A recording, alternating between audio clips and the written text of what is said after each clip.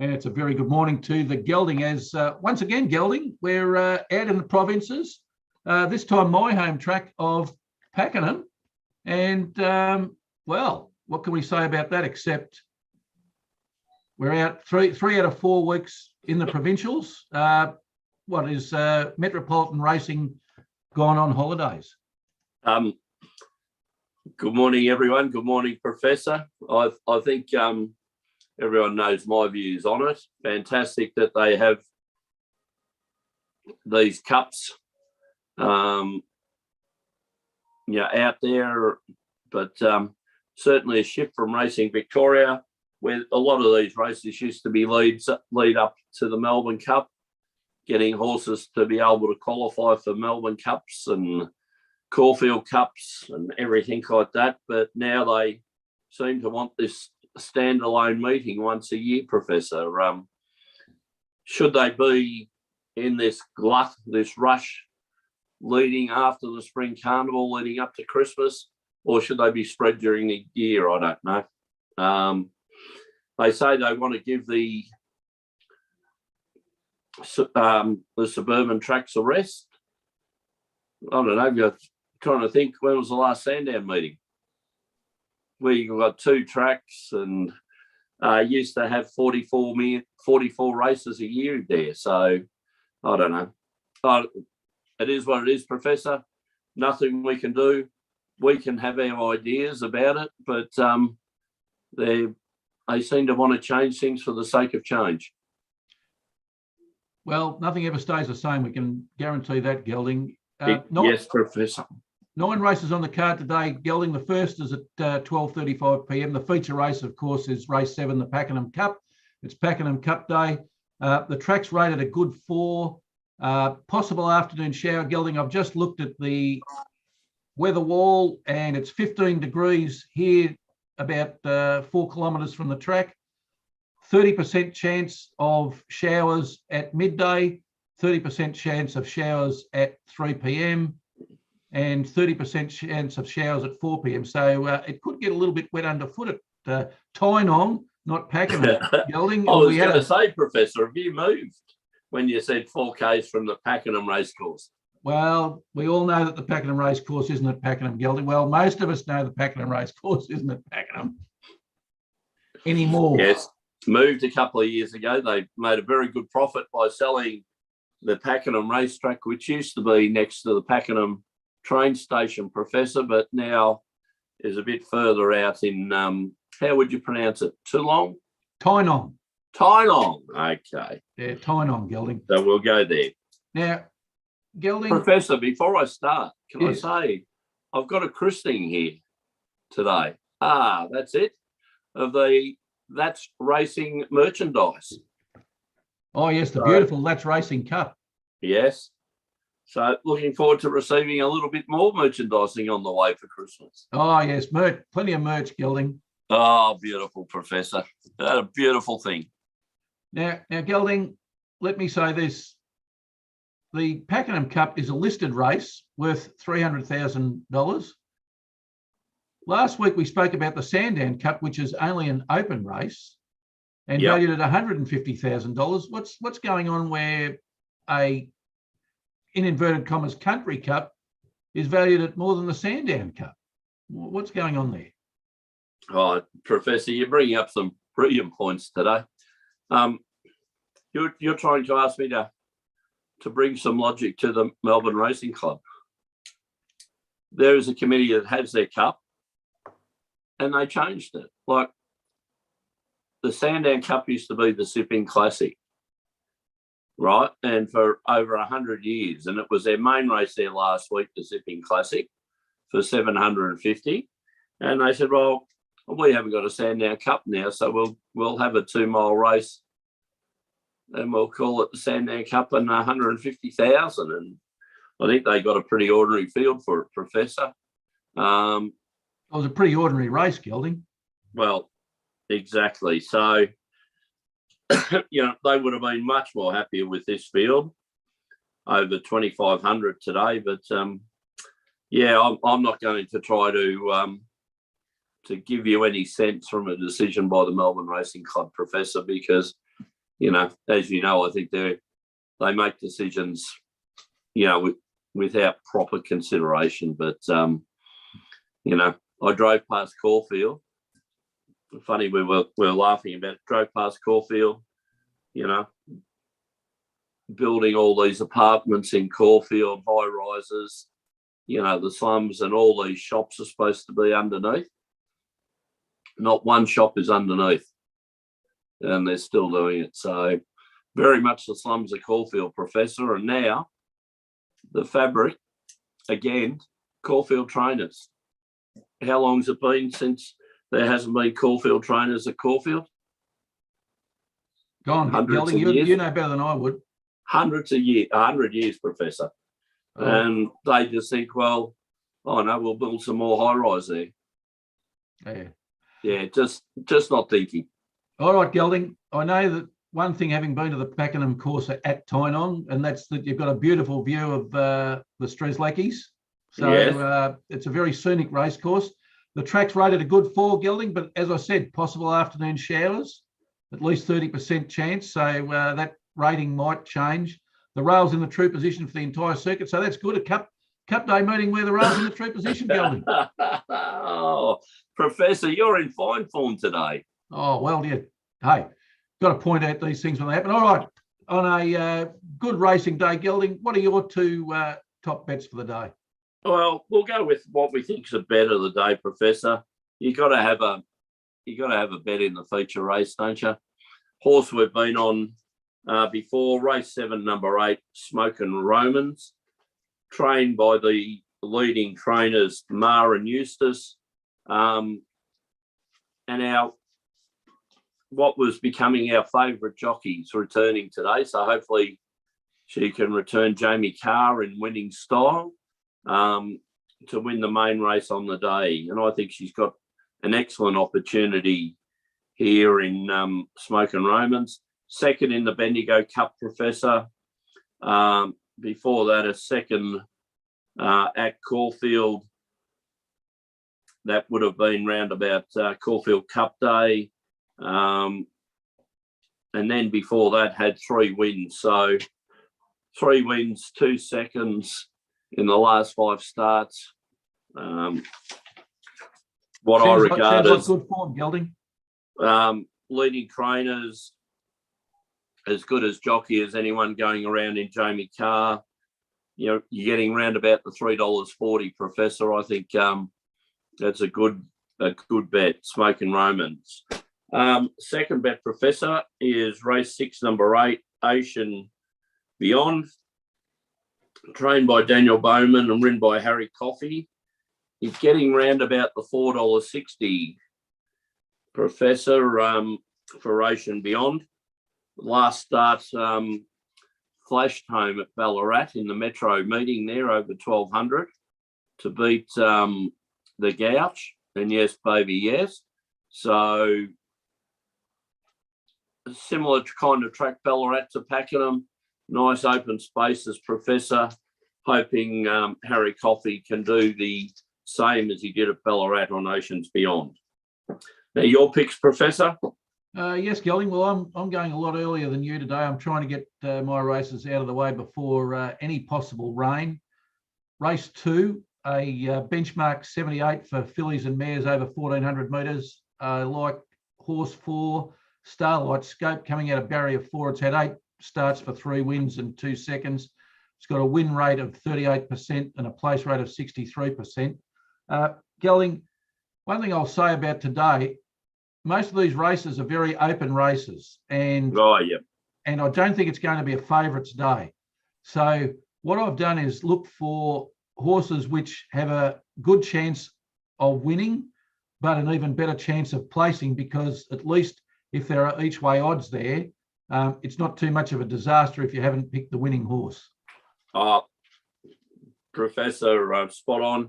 I really like your selections today, especially Starlight Scope. Paddy Carey's got this horse in pretty good form. A win at its home track at Mornington before going to Sandown. This might be a bit of a target race. $7.50, Professor, or did you get a little bit more than that? I did get $8 this morning, Gelding. You might struggle to get that now. $8 and $2.25 the place. So in a 10 horse field race, Professor. Yeah, sounds like a very, very good considered bet. Yeah, what I liked about this horse, Gelding, is it's won over the distance, which is always one of the ticks for our filters. It's won its both runs since the spell. Its last race, it was, as you said, it won over 1,400 at the Sandown Lakeside course. McLeod, the jockey, is in career form. His overall win rate is 8%, but over the last 50, it's 12%. So that's a good increase and tick up for him. Pat Carey, who you mentioned, he's in career form as well. 9% over his career, but 12% over the last 50. So there's a lot to like. The threat in that race, Gelding, is the horse maybe the best. The reason I didn't pick that is because it's a bit equivocal, isn't it? Maybe the best. If it had been I am the best, I probably would have picked it. But Gelding, it's only maybe the best. So in this race, I've gone for Starlight Scape.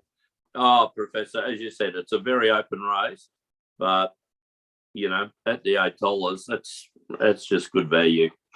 All right, we'll try and keep on that theme, Gelding, in race 4, a 3-year-old race for benchmark 70 horses. Horse 9, Translation, out of barrier 4. It's had 7 starts for a win and 4 placings, so its win rate's 14%, but its place rate is up at 71%. So that's what I was looking for in this race. It's showing $7 and $2.25 on the tote at the moment. I'm sure that it will probably start shorter than that. It had a second over the same distance at Moonee Valley recently when it ran second to Unflinching. Now, Unflinching was a top run 2 weeks ago. It was listed to start in this race, Gelding, but it's been scratched. So its big threat that I can see beating Translation is now out of the race, being ridden by Damien Oliver for the Blue Army.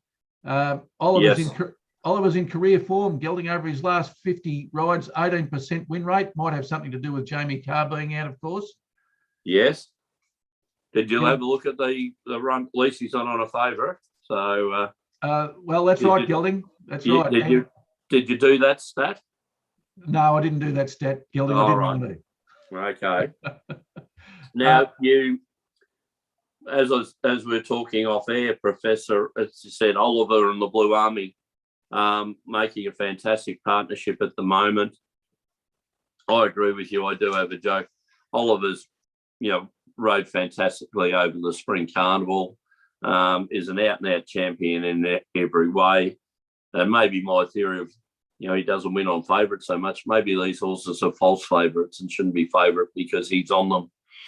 But look, Blue Army place their horses in the right type of races. As you said, Oliver on a nice big open track. Only 10 horses now in the field, Professor. Another strong each way chance, Professor. You're not worried about the toppy? Marine One? Yes. Well, the threats, as I see it, are Marine One and Cecil Street Lad, but I still think I'm worried about most horses in most races, Gelding, but I think Translation gives us our best chance to come home with a place at least. If all things go well for it, on its run at Moonee Valley to Unflinching, it should win. Oh, Professor, if both yours get up and salute, we're in for a very, very good day, and the listeners will be flying. GM Racing will be very happy with that, Gelding. GM Racing's having a lot of fun. All right. The other thing I liked about the Blue Army, Gelding, is 45% of their horses place when they start. So, you've got a reasonable chance of at least getting more than your money back on a place bet. Well, as we said, Professor, they're the biggest organisation in Australasia and things like that. So, they place their horses in the right type of races. They don't have to try, out of their class, like one we might talk about a little bit later on. Well, how about we do the parlay, Gelding, and then we'll have a look at another horse that's running at Pakenham today. Successful Professor's parlay. Very successful Professor's parlay, Gelding. The agreed bet of the day for you and I is race 7, horse 8, Smokin' Romans. I don't think you can go past that. Currently showing 320 on the tape.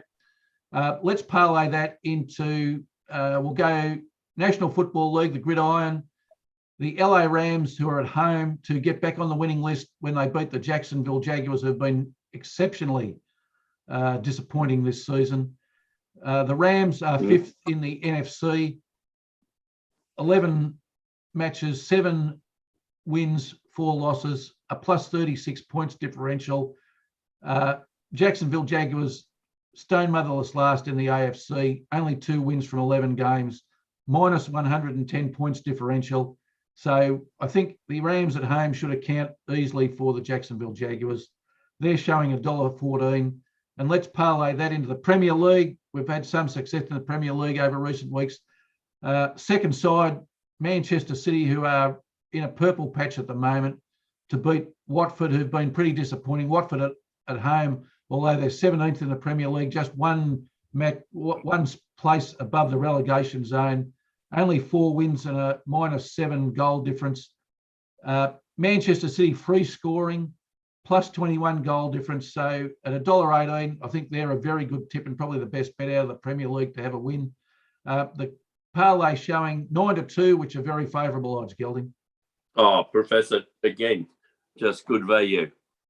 Just very, very good value. And I'm sure the Princess's cohorts will be having a very, very good time on the successful Professor's parlay.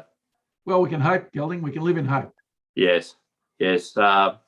Professor, I've got to say it was very good to catch up during the week for the That's Racing Sports Fan Radio's Christmas party. I was expecting a few brown paper bags. It didn't appear, Professor. They never appear, Gelding. They never appear. Okay. Maybe it's Christmas. I've got to have some hope, Professor. Yeah, you've got to have some hope, Gelding. All right, now listen.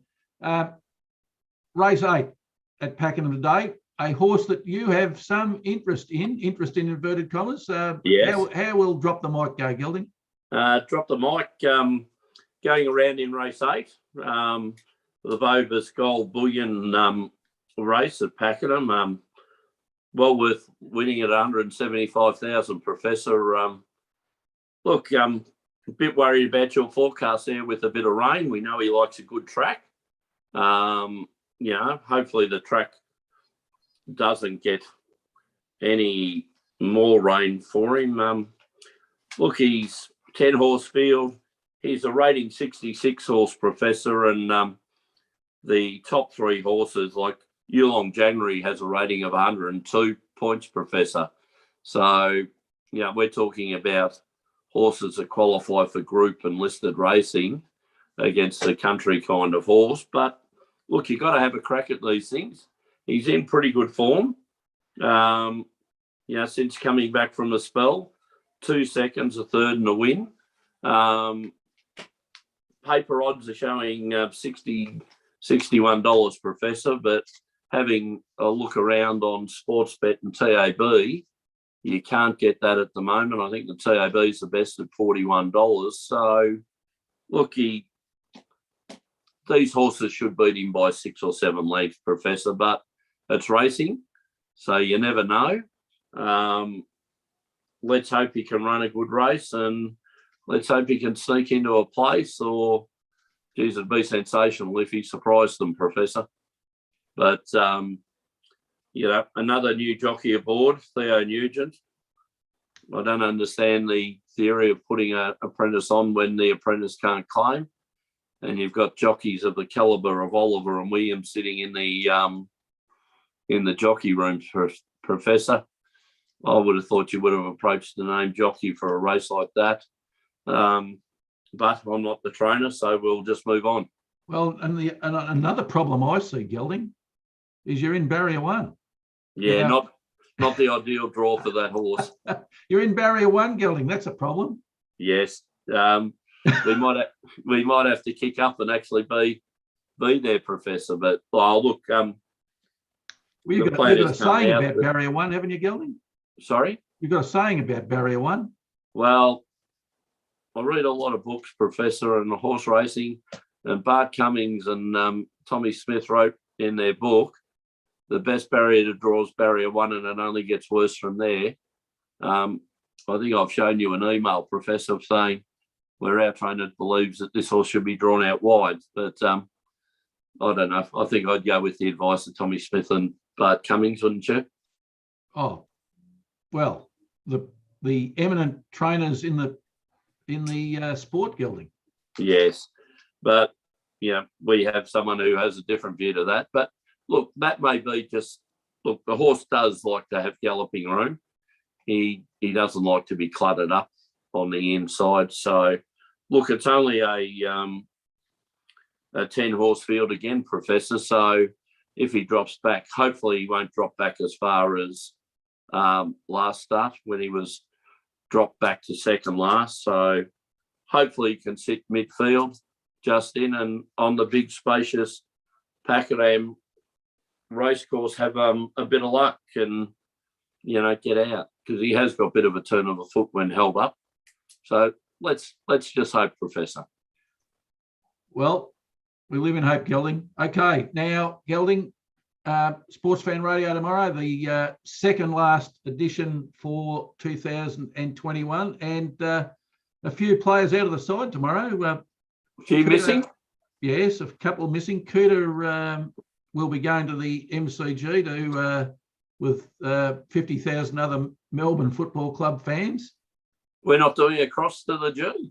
Well, he did suggest that, Gelding. I might try and organise that during the day, because it probably would be interesting. That would be fun.